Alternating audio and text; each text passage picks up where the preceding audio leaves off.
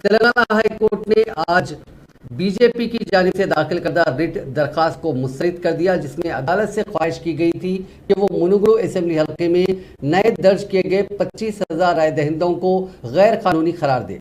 BJP ने अवामी नुमाइंदगी act की दफ़ा 23(2) के आर्टिकल माफ कीजिएगा 1950 की एक्ट आर्टिकल 23(2) और 21 का हवाला देते हुए नए राय दहिंदों के इंदराज को गैर कानूनी करार दिया था। ये दरखास्त बीजेपी के रियासती जनरल सेक्रेटरी जी परमेंदर रेड्डी की तरफ से दाखिल की गई थी, जिसके तहत 8A876 इन फॉर्म्स में गुज़िश्ता 2 माह के दौरान मुनुगुरु असेंबली हल्के में दाखिल करदा दरखास्तों को मुस्तरद कर देने की ख्वाहिश की गई थी।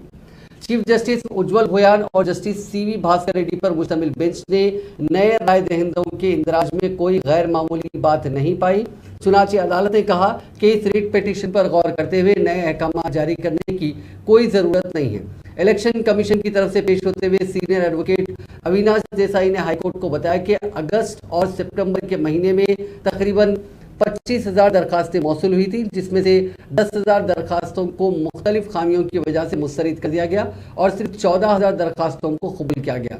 उन्होंने सिर्फ 31 जुलाई तक की दरखास्तों पर ही गौर करने बीजेपी की अपील की मुखालिफत की। उन्होंने कहा कि खतई फेरिस्त राय दहिंदगान का ऐलान 14 अक्टूबर तक मौसूल होने वाली दरखास्तों की जांच के बाद किया जाएगा, जो कि मुनुगुरु असेंबली हल्के में ज़मीनी इंतखाब के लिए नामजदगियां दाखिल करने की आखिरी तारीख थी। उन्होंने कहा कि इलेक्शन कमीशन ने साबिका समाअत के दौरान ही तमाम मालूमात हाईकोर्ट में पेश कर दिए थे।